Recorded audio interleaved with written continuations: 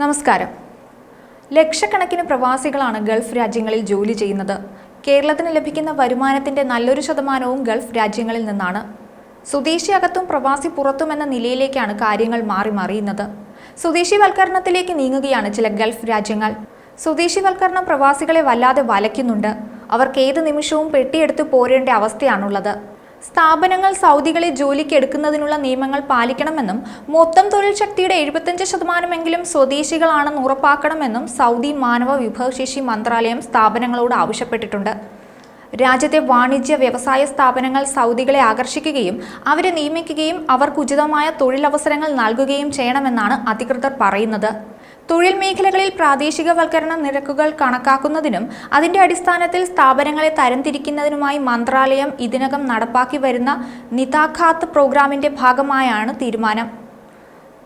സ്വദേശികളെ നിയമിക്കുന്നതിന്റെ തോത് അടിസ്ഥാനമാക്കി രാജ്യത്തെ സ്ഥാപനങ്ങളെ വിവിധ വിഭാഗങ്ങളാക്കി തരംതിരിക്കുമെന്നും മന്ത്രാലയം പറഞ്ഞു വെക്കുന്നുണ്ട്. പ്രാദേശികവൽക്കരണത്തിൽ ഏറ്റവും കൂടുതൽ മികവ് പുലർത്തുന്ന ബിസിനസ്സുകളെ പ്ലാറ്റിനം റേഞ്ച് വിഭാഗത്തിലാണ് ഉൾപ്പെടുത്തുക. സ്വദേശിവൽക്കരണ നിരക്കിന്റെ കാര്യത്തിൽ ശരാശരി നിലവാരം പുലർത്തുന്ന സ്ഥാപനങ്ങളെ ഹൈഗ്രീൻ റേഞ്ച് വിഭാഗത്തിലും ആവശ്യമായ പ്രാദേശികവൽക്കരണ നിരക്കുകൾ നേടിയിട്ടില്ലാത്ത സ്ഥാപനങ്ങളെ യെല്ലോ റേഞ്ച് വിഭാഗത്തിലും പ്രാദേശികവൽക്കരണം ഏറ്റവും കുറഞ്ഞ സ്ഥാപനങ്ങളെ ഉൾക്കൊള്ളുന്ന റെഡ് റേഞ്ച് വിഭാഗത്തിലുമാണ് ഉൾപ്പെടുത്തുക.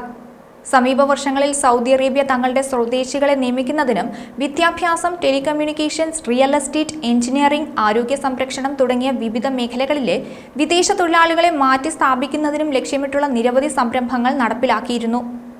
സൗദി പൗരന്മാർക്ക് തൊഴിലവസരങ്ങൾ സൃഷ്ടിക്കുന്നതിന് സ്വകാര്യ മേഖലയിലെ സംരംഭങ്ങളെ പ്രോത്സാഹിപ്പിക്കുന്ന ഈ പദ്ധതി സൗദിവൽക്കരണം എന്ന പേരിലാണ് അറിയപ്പെടുന്നത്. സൗദി അറേബ്യ തങ്ങളുടെ സ്വദേശികൾക്കായി ഒരു പ്രാദേശിക തൊഴിൽ പദ്ധതിയും നടപ്പാക്കി വരുന്നുണ്ട്. ഇതിന്റെ ഭാഗമായി 2024 സ്വകാര്യ മേഖലയിൽ ജോലി ചെയ്യുന്ന സൗദികളുടെ വേതനം 45% വർദ്ധിച്ചിരുന്നു. കഴിഞ്ഞ വർഷം രാജ്യത്ത് ജോലി ചെയ്യുന്ന മൊത്തം പൗരന്മാരിൽ 50.5% പേർ സ്വകാര്യ മേഖലയിലാണ് ജോലി ചെയ്യുന്നതെന്ന് മാനവ വിഭവശേഷി മന്ത്രാലയം അടുത്തിടെ റിപ്പോർട്ട് ചെയ്തിരുന്നു. സ്വകാര്യ മേഖലയിൽ ജോലി ചെയ്യുന്ന സൗദികളുടെ എണ്ണം 24 ലക്ഷമായി ഉയർന്നതായും കണക്കുകൾ പറയുന്നുണ്ട്. 2024 പുതിയതായി തൊഴിൽ വിപണിയിൽ പ്രവേശിച്ച 3,61,000 പേർ ഉൾപ്പെടെയാണിത്.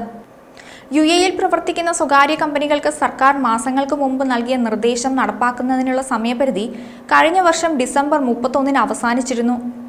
50 അതിൽ കൂടുതലോ ജീവനക്കാരുള്ള കമ്പനികൾക്ക് ഈ തീരുമാനം ബാധകമാണ്. വിദഗ്ധ തസ്തികകളിൽ സ്വദേശിവൽക്കരണ നിരക്ക് 2% വർദ്ധിപ്പിക്കണമെന്നായിരുന്നു വ്യവസ്ഥ. 20 മുതൽ 49 വരെ ജീവനക്കാരുള്ള ചില നിർദ്ദിഷ്ട കമ്പനികൾക്കും ഇതേ സമയപരിധി ബാധകമായിരുന്നു. പ്രത്യേകിച്ച് തൊഴിലവസരങ്ങളും അനുയോജ്യമായ തൊഴിലന്തരീക്ഷവും പ്രദാനം ചെയ്യാനുള്ള ശേഷിയുള്ള അതിവേഗം വളരുന്ന സാമ്പത്തിക മേഖലകളിൽ പ്രവർത്തിക്കുന്ന കമ്പനികൾക്ക്. മറ്റൊരു വീഡിയോയുമായി വീണ്ടും കാണാം. ന്യൂസ് ഡെസ്ക് ഈനാട് മലയാളം.